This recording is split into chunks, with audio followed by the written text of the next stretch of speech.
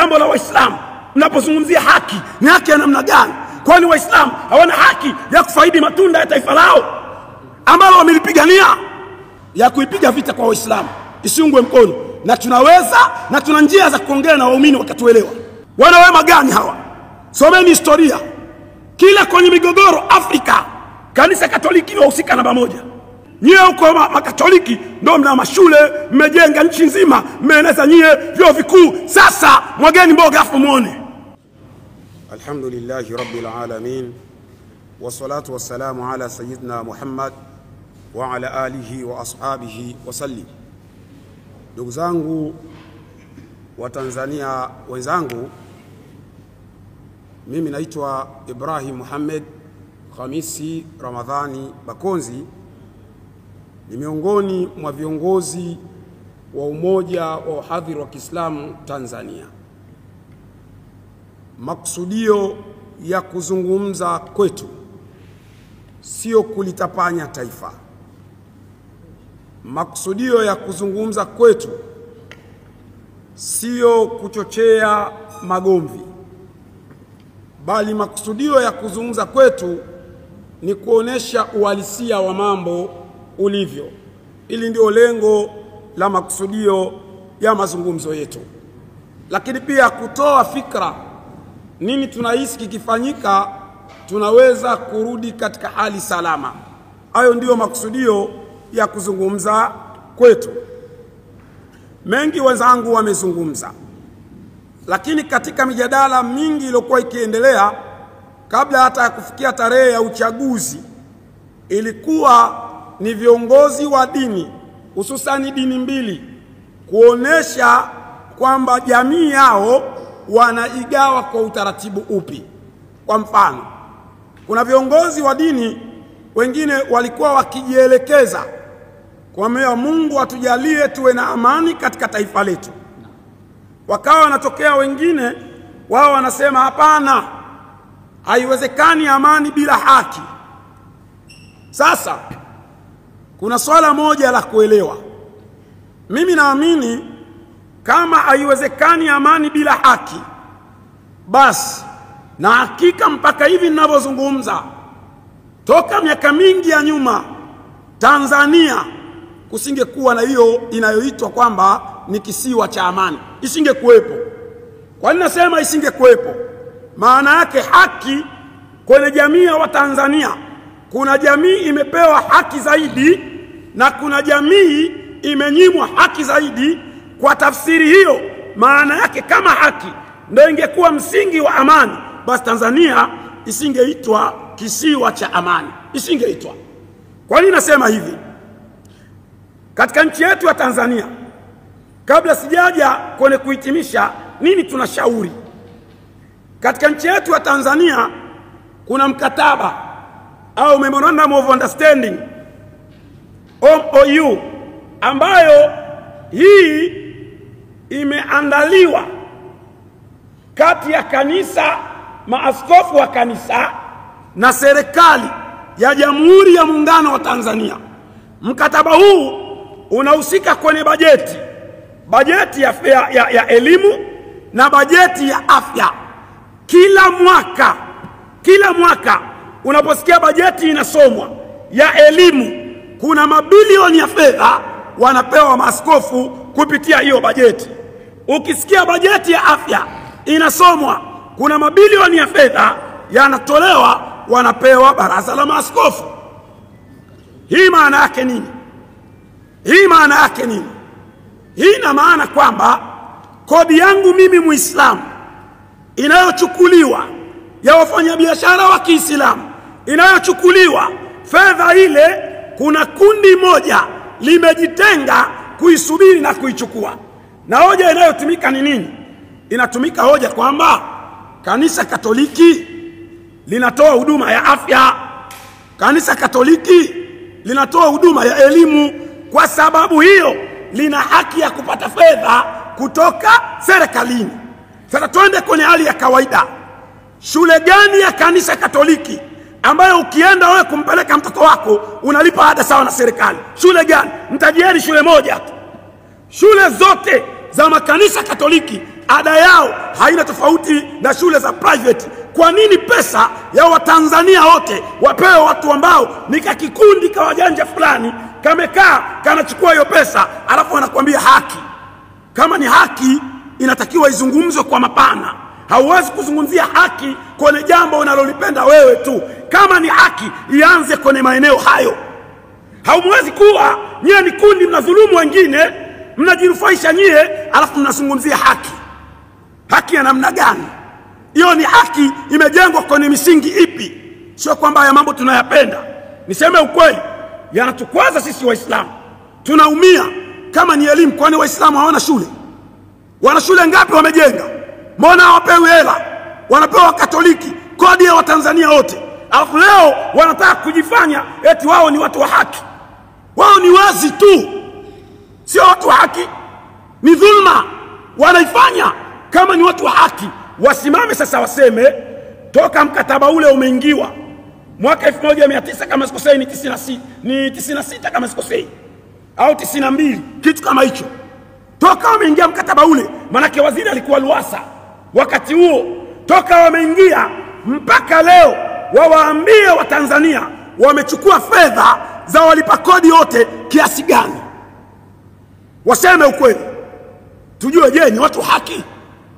Vijana wanakosa mikopo, wanaenda wanafika pahala wanasoma katika mazingira magumu, lakini kuna wajanja fulani ambao Tanzania nzima wako kama milioni 1, lakini wenyewe hao watu zaidi ya taifa lenye watu zaidi ya milioni 60 na ushe, lakini hao watu milioni 1 hawa na kidogo tu wanachotewa fungu la fedha za walipa kodi wote wanapewa wao, lakini serikali imetulia na inaendelea. Haya mambo tunataka serikali wajue yanatuuma sana.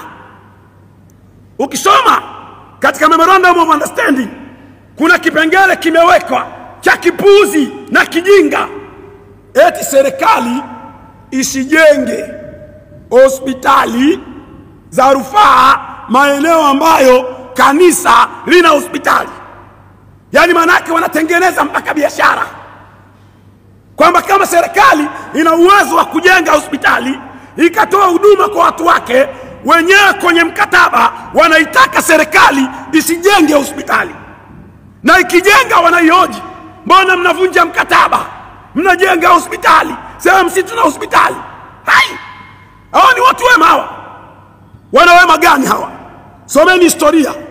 Kila kwenye migogoro Afrika kanisa Katoliki linahusika namba 1. Nenda kaangalia vurugu ya Kongo, vita iliyopiganwa siku 3 wakati wa Pierre Bemba. Nani alikuwa chokochoko? Kanisa Katoliki. Nenda kaangalie maandamano ya juzi Kongo, nani alikuwa chokochoko? Kanisa Katoliki. Nenda kaangalie mauaji ya Afrika ya Kati, nani alikuwa chokochoko? Kanisa Katoliki. Nenda kaangalie Rwanda, nani alikuwa chokochoko? Kanisa Katoliki. Njoo uangalie sasa nani chokochoko? Kanisa Katoliki. Tunaposema moja ya tatizo katika taifa letu udini, tusiache kusema ukweli. Udini Tanzania uko.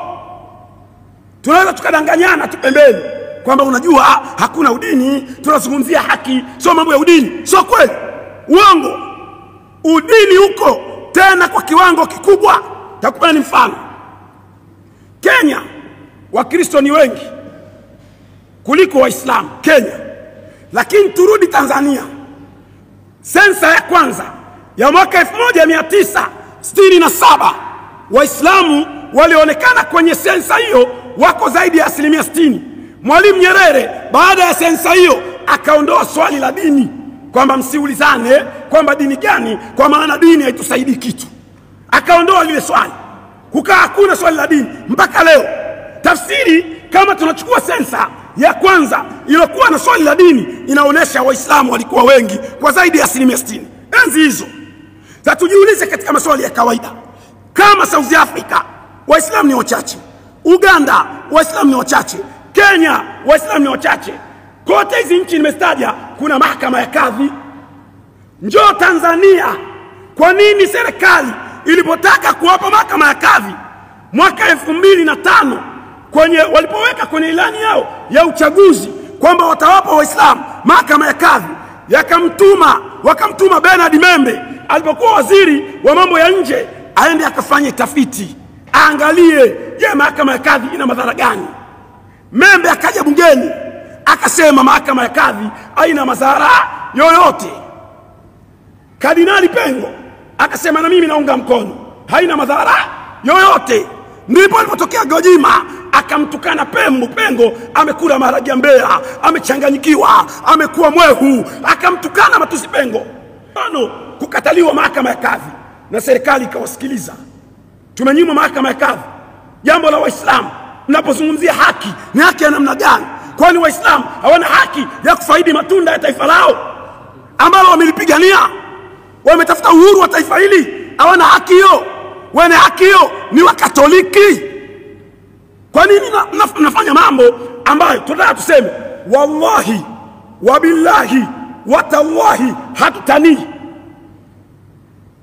Kuanzia kesho tunaanza taarifa rasmi kwa wahadhiri wote 3500 kila msikiti wapite Tanzania nzima kuanza kujipanga na kukabiliana na hao wanaoitwa wataandamana. Mtakuta tumekatana vichwa huko barabarani, wala hatuwatanii.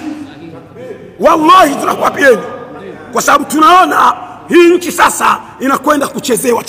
Najua wengine mtakata, shauri yenu, lakini huu ndio uhalisia na wala hatubepesi macho. Tunawaeleza ili wajue, na ni bora muache kwa sababu bora wajue. Narudia tena, kama mnataka kwenda, kwanza mimi sina hela. Mimi sina hela, sina magari, sina nini. Nyie huko Makatoliki ndio mna mashule, mmejenga nchi nzima, mmeeneza nyie vyuo vikuu. Sasa mwageni mboga afu muone. Nataka niwaambie ukweli, kanisa Katoliki, na wala tuseme uongo, najua kanisa Katoliki ndio limemondoa Mbowe. Kwani hatujui mpango si umepangwa hapa Msimbazi Center? Sio wamekaa hapa wakamondoa Mbowe kwa mikakati na mipango, kwa sababu yeye ni KKT. Wakatengeneza mkakati, wakamuingiza Lissu kwa mipango yao na mikakati yao. Nani ajui? Tunajua. Alafu kanisa Katoliki wana swali moja ambalo mpaka leo hawajajibu. Dr. Slaa alipokuwa katibu wa teki alitueleza kwamba, angalieni clip mtasiona, alisema yeye aliziwia silaha zilizokuwa zinataka kuingizwa katika kupitia kanisa Katoliki. Swali mpaka leo Wakatoliki hawajajibu. Hizo silaha alizoziwia Dr. Slaa alipokuwa akiwa katibu wa teki zilikuwa zinapitishwa na nani? Na ndani ya kanisa huyo mtu alikuwa anataka kupitisha alikuwa anashirikiana na nani? Na hizo silaha zilikuwa zinakwenda wapi? Waje wajibu hilo swali kama wao ni watu wa haki. Mnazungumza haki gani? Haki gani? Sitaki kuuliza swali la silaha zina matumizi gani, kwa sababu silaha kazi yake ni kuua au kuvunja au kuharibu, au ndio hizo silaha za tarehe 9. Tuambiane ukweli, kama nyinyi ni watu wa haki mngeanzia hapo kuambia umma kwamba tulikuwa hizi silaha zilikuwa zinapishwa na mtu fulani, huyo mtu alikuwa anawasiliana na padri fulani, huyo mtu tukamziwia. Bwana mtaji. Tunajua moja ya chokochoko ni bandari.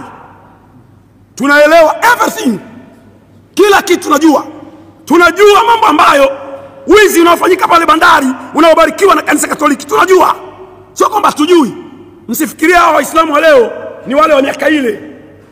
Sasa hivi sisi ni educated, tumeenda shule, tumesoma tena sehemu moja, tumesoma dini, tumesoma sekula.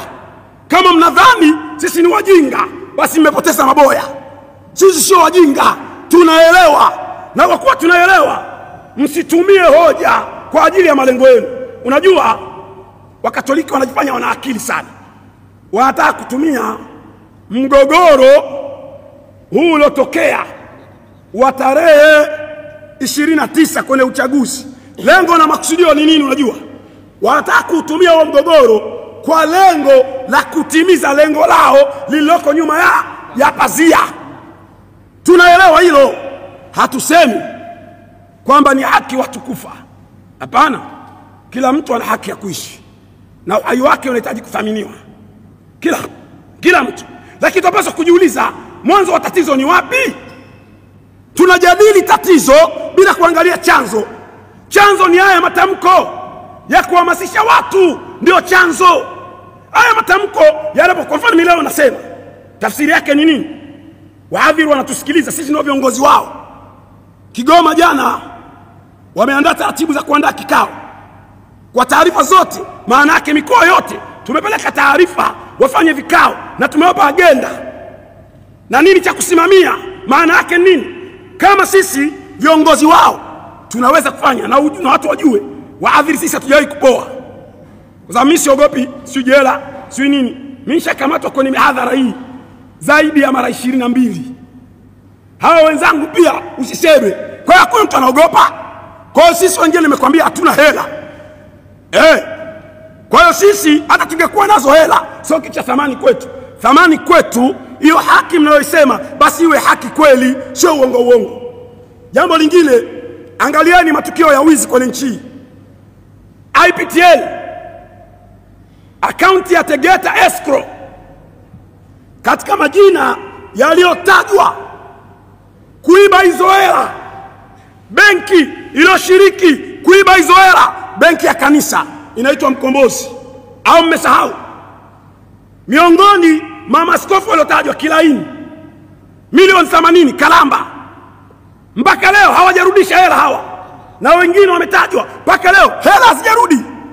Hela za wajijasho waweza kuwa wanalipa kupitia umeme, hela imeenda, kuna wajanja fulani wameenda wamekaa wameipiga hiyo hela. Kama wao ni watu wa haki, watuambie wamechukua hizo fedha za nini. Ukiangalia kuna shirika linaloitwa Sikiliza, walitoa ripoti yao.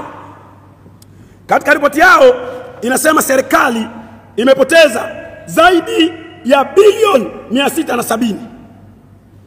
Shirika la Sikika lile, zaidi ya bilioni 670 wamepoteza. Kwa nini? Kutokana na misamaha ya kodi, zaidi ya bilioni 670. Wanaoongoza kwa misamaha ya kodi kwa eneo hili ni kanisa Katoliki. Misamaha ya kodi ya magari makubwa wanaoyatumia haya hawalipi kodi. Wanaingiza vifaa vya ujenzi hawalipi kodi. Tukienda hospitali kwao hela nyingi, mashuleni hela nyingi, afu wao wanasimama mbele za watu, sisi ni watu wa haki. Haki gani? Nyinyi ni haki au nyinyi mnatengeneza mipango ya kunufaika? Tunasema hivi, this time hatuwezi kuwa silent, hatuwezi kukaa kimya. This time tumejipanga kabisa, na mtaona kama nafikiri masara hao watakaoingia sasa waingie, alafu mtasikia kitakachotokea. Mtasikia wala tutanii. Tumejipanga kweli kweli, kwa sababu tunahitaji nchi kweli iwe na amani, lakini tuheshimiane. Sisi sio kwamba tunaitetea serikali, lakini tunashangaa, mbona hii haki haitetewi kwa usawa? Mbona watu hawa, akiwa Muislamu akifanya jambo linaweza kweli ikawa ni baya, kwa sababu mwanadamu akifanya nini hajakamilika. Lakini mbona nguvu inayotumika hawaitumii nguvu ya namna hiyo akiwa Mkristo tena Mkatoliki? Mbona nguvu hiyo haitumiki? Kwa nini nguvu hiyo inatumika akiwa Muislamu tu? Hii inatupelekea mashaka. Lakini vile vile Chadema tunajiuliza maswali, wameingia mkataba gani na kanisa? Na hii wala sio masara. Sisi kwa mwenendo harakati maalum ya kuipiga vita kwa Waislamu isiungwe mkono, na tunaweza na tuna njia za kuongea na waumini wakatuelewa. Kwa nini? Kwa sababu tunaona wametengeneza bond kati ya Chadema na kanisa Katoliki. Kama kuna kamkakati fulani kanatengenezwa baina yao kwa ajili ya maslahi. Sasa mtu yoyote akikupambania lazima kuna namna ya kulipa fadhila. Sasa isije kawa kuna mikataba ya siri ambayo imefanywa baina ya kanisa Katoliki na Chadema. Inawezekana. Kwa namna hiyo hatuwezi kukubali.